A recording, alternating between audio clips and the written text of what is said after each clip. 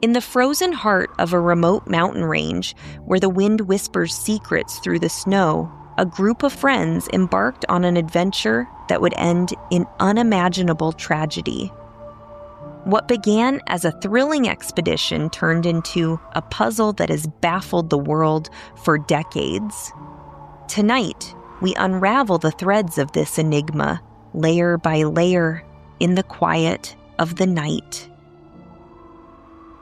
Welcome to True Crime Sleep Stories, the podcast where we blend the intrigue of real mysteries with the soothing rhythm of bedtime tales.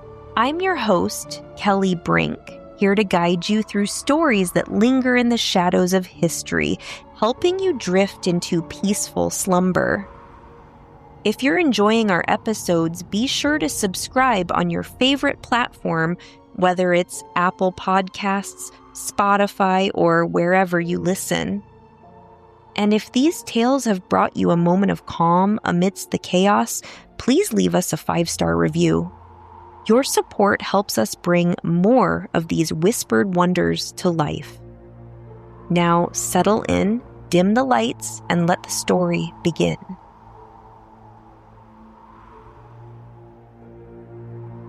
Our story takes us back to the winter of 1959 in the vast, unforgiving expanse of the Soviet Union.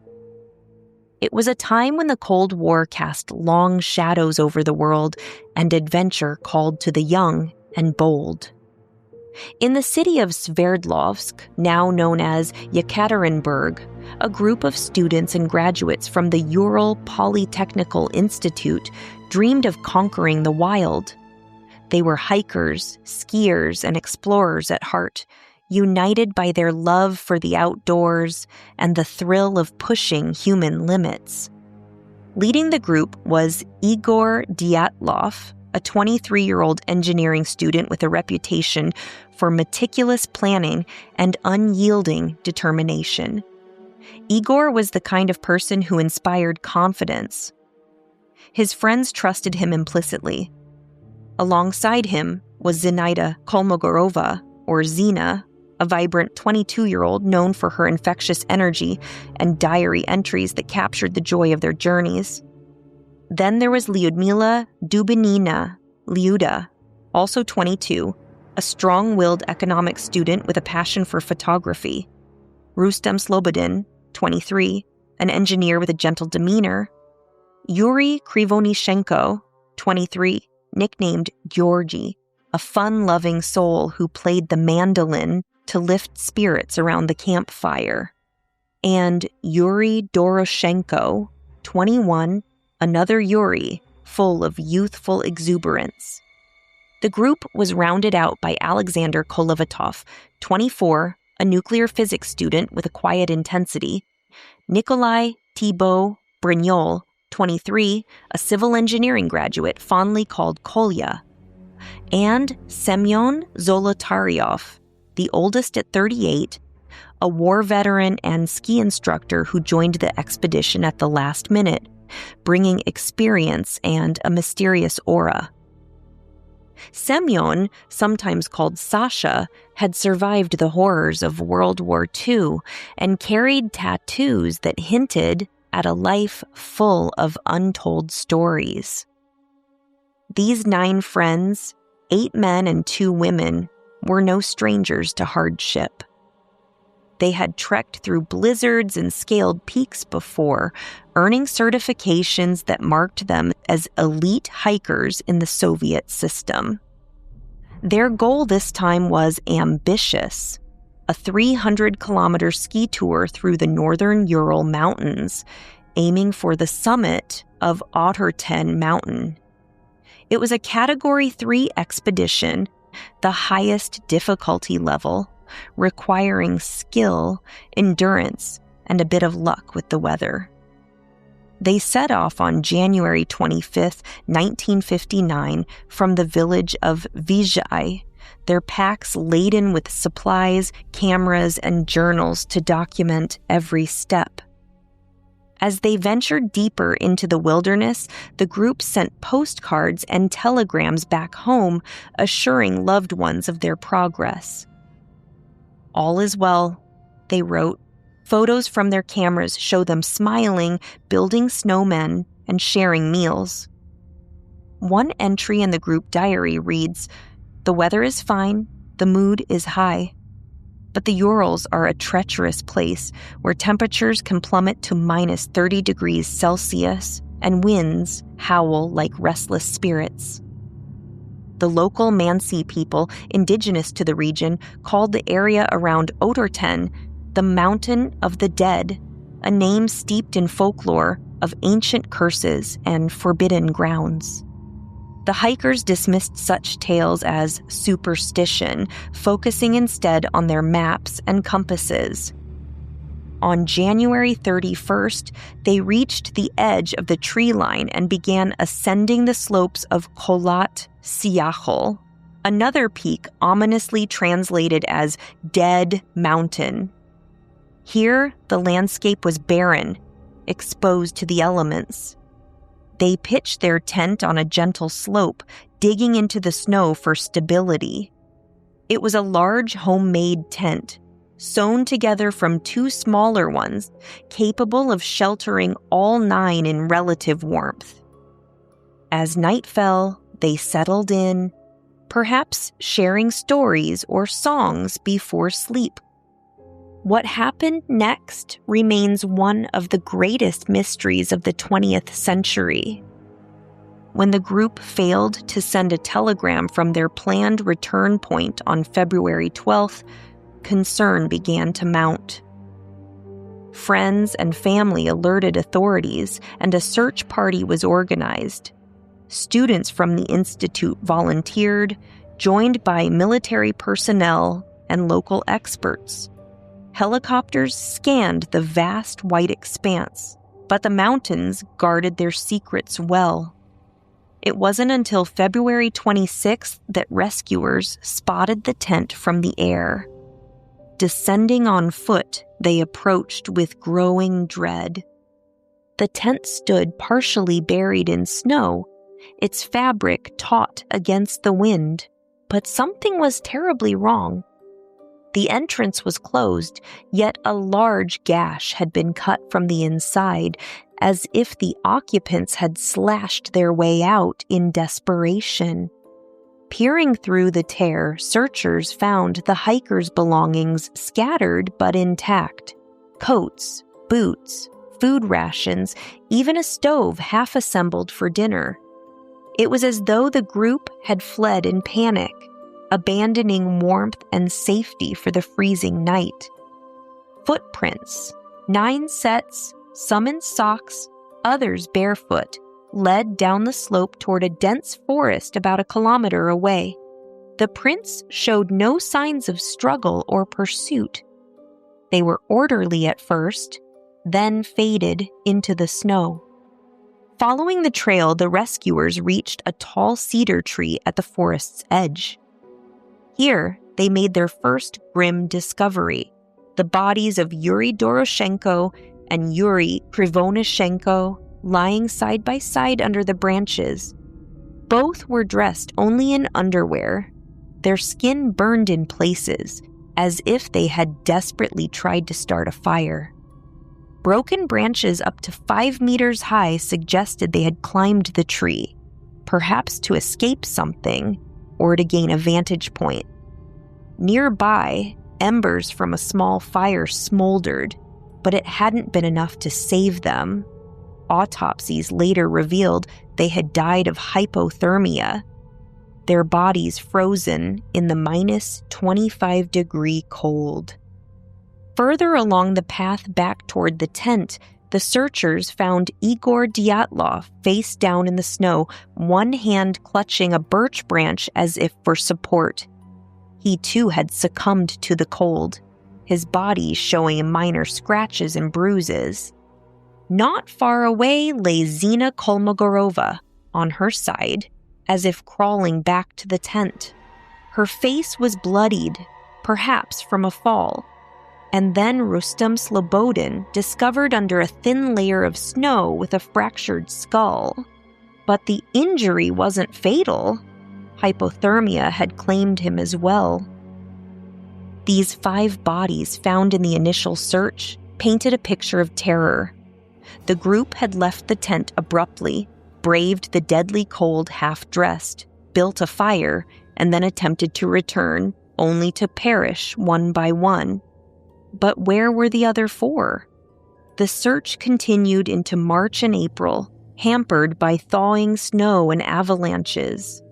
Finally, on May 4th, under 4 meters of snow in a ravine about 75 meters from the cedar tree, the remaining bodies were unearthed. Lyudmila Dubinina, Alexander Kolovatov, Nikolai Thibaut Brignol, and Semyon Zolotaryov. These discoveries deepened the mystery. The 4 had apparently dug a snow den in the ravine, lining it with branches and clothing for insulation.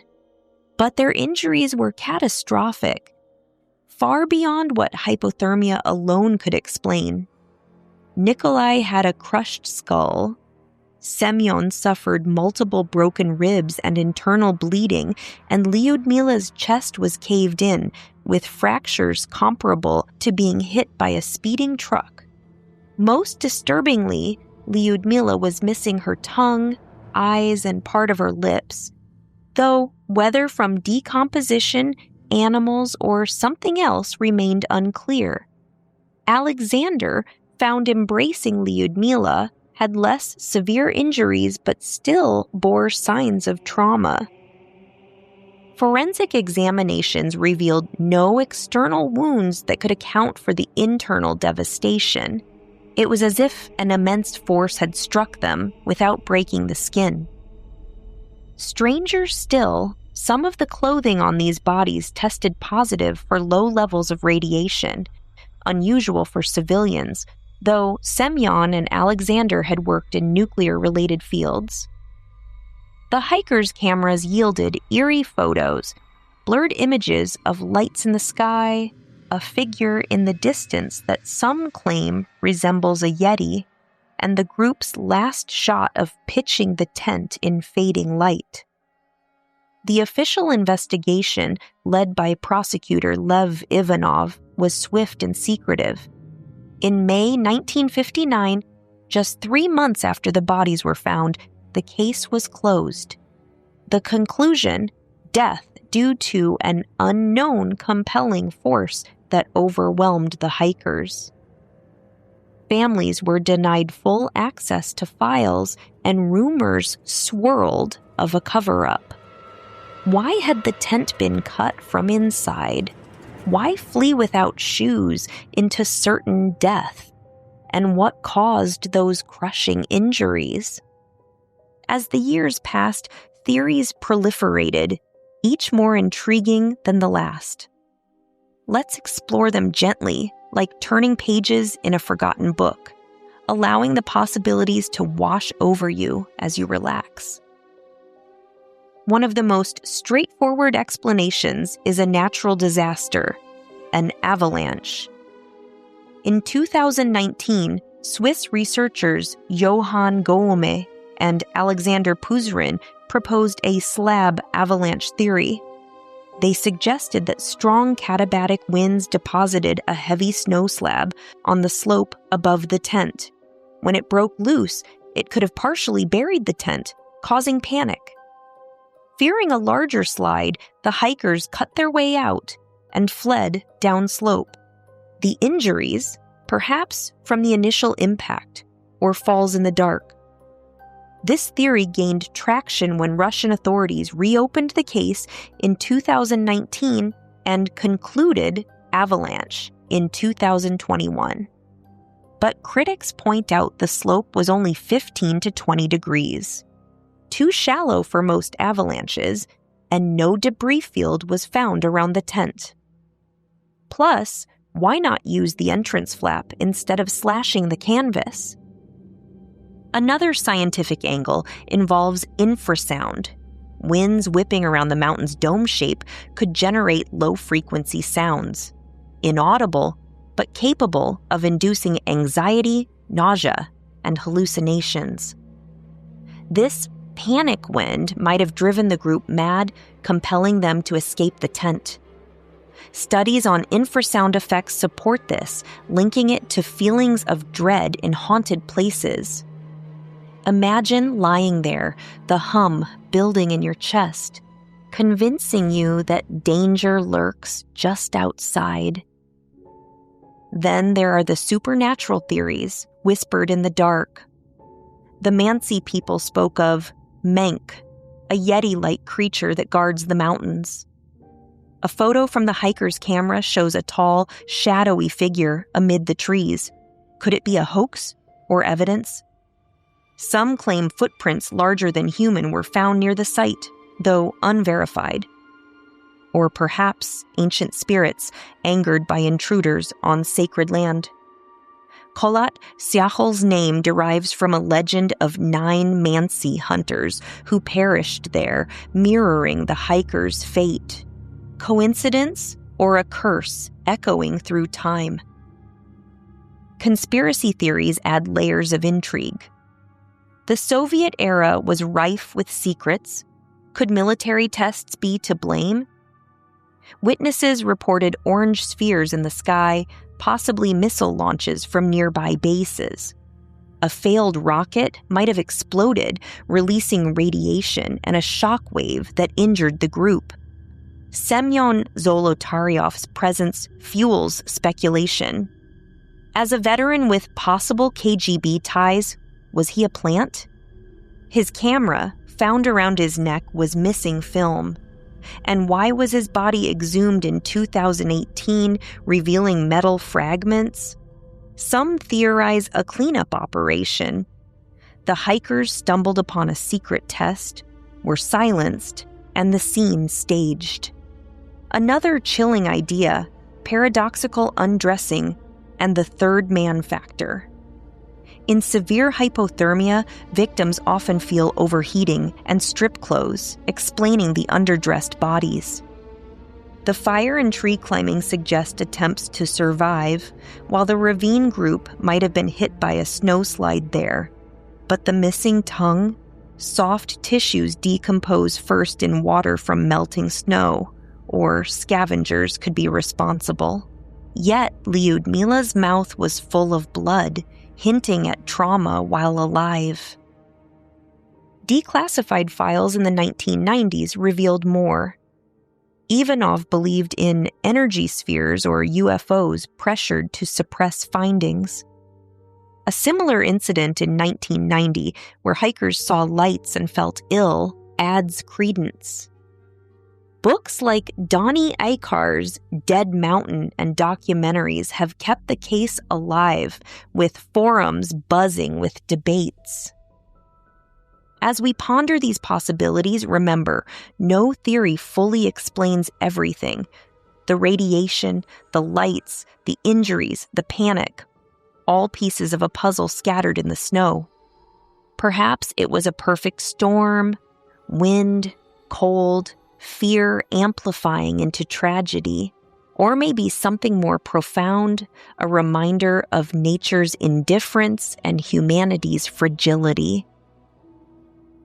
And so, dear listener, we leave the slopes of Dead Mountain, where echoes of that fateful night still linger. If this tale has stirred your imagination or eased you toward sleep, thank you for joining us on True Crime Sleep Stories. Remember to subscribe and leave that 5-star review. It means the world. Until next time, may your dreams be peaceful, your mysteries solved in slumber. Good night.